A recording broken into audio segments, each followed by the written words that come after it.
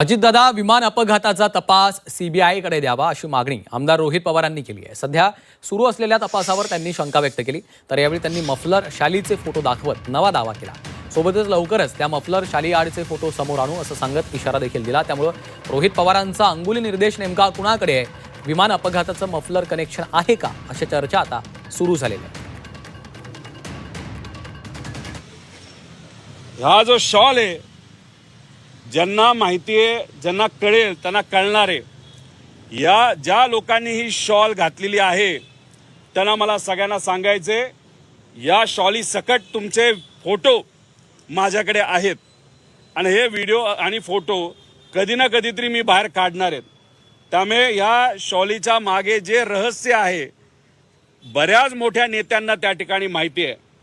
त्यामुळे मला एवढंच सांगायचं आहे की हे विषय आजपर्यंत सगळ्याच गोष्टीचं कुठं राजकारण होऊ नये या भूमिकेतून आम्ही ह्याला हात लावलेला नाही। त्यामुळे आम्ही जो आरटीआय करत आहोत त्या आरटीआयला सकारात्मक उत्तर आम्हाला मिळालंच पाहिजे, तो आमचा सगळ्यांचा अधिकार आहे। आणि मला असं वाटतं सीआयडी कडनं काही अपेक्षा करून चालणार नाही।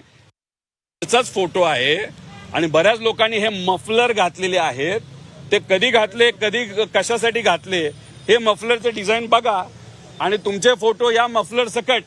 फक्त तुम्ही कुणीतरी पांढरे कपडे घातलेत, कुणीतरी काळे कपडे घातलेले आहेत, तुम्ही कुठल्या विमानाने कुठं आला, सगळ्या गोष्टी आम्हाला माहिती आहे। त्यामुळे आम्हाला जी माहिती पाहिजे, आम्हाला फक्त मत आहे सीबीआयकडे ताबडतोब हा तपास त्या ठिकाणी तुम्ही द्या। कारण का सीआयडीला काय दात राहिलेले नाहीत, दात सगळे काढून घेतलेले आहेत।